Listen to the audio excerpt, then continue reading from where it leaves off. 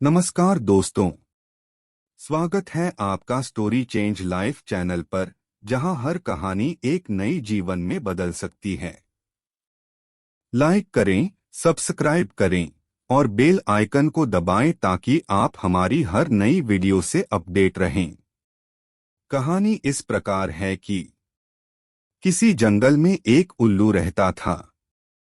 उसे दिन में कुछ दिखाई नहीं देता था, इसलिए वह दिन भर एक पेड़ पर अपने घोंसले में छिपकर रहता था। सिर्फ रात होने पर ही वह भोजन के लिए बाहर निकलता था। एक बार की बात के गर्मियों का मौसम था। दोपहर का समय था और बहुत तेज धूप थी। तभी कहीं से एक बंदर आया और वह उल्लू के घोंसले वाले पेड़ पर आकर बैठ गया। गर्मी और धूप से परेशान बंदर ने कहा, उफ, बहुत गर्मी है। आकाश में सूर्य भी आग के किसी बड़े गोले की तरह चमक रहा है। बंदर की बात को उल्लू ने भी सुन लिया। उससे रहा नहीं गया और बीच में ही बोल पड़ा, यह तुम झूठ कह रहे हो। सूर्य नहीं, बल्कि अगर चंद्रमा के चमकने की बात कहते तो मैं इसे सच मान लेता।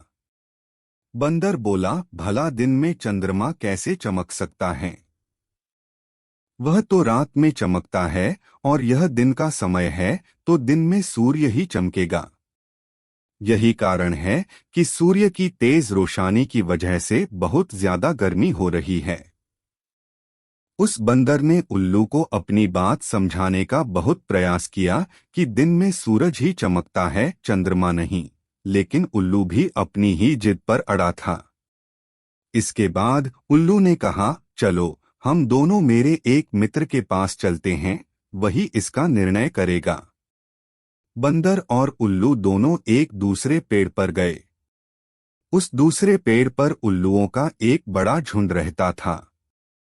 उल्लू ने सभी को बुलाया और उनसे कहा कि दिन में आकार में सूर्य चमक रहा है या नहीं, यह तुम सब मिलकर बताओ। उल्लू की बात सुनकर उल्लुओं का पूरा झुंड हंसने लगा। वह बंदर की बात का मजाक उड़ाने लगे। उन्होंने कहा, नहीं, तुम बेवकूफों जैसी बात कर रहे हो। इस समय आकार में तो चंद्रमा ही चमक रहा है और आकाश में सूर्य के चमकने की झूठी बात बोलकर हमारी बस्ती में झूठ का प्रचार मत करो। उल्लुओं के झुंड की बात सुनने के बाद भी बंदर अपनी ही बात पर अड़ा हुआ था, जिस देखकर सभी उल्लू गुस्सा हो गए और वे सारे के सारे बंदर को मारने के लिए उस पर झपट पड़े। दिन का समय था और उल्लुओं को कम दिखाई दे रहा था, इसी वजह से बंदर वहां से बचकर भाग निकलने में कामयाब हो गया और उसने अपनी जान बचाई। कहानी से सीख।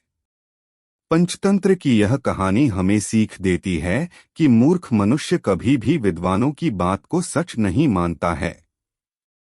ऐसे मूर्ख लोग अपने बहुमत से सत्य को भी असत्य साबित कर सकते हैं। धन्यवाद दोस्तों कि आपने हमें देखा। लाइक करें, सब्सक्राइब करें और बेल आइकन को दबाएं ताकि आप हमारी हर नई वीडियो से अपडेट रहें।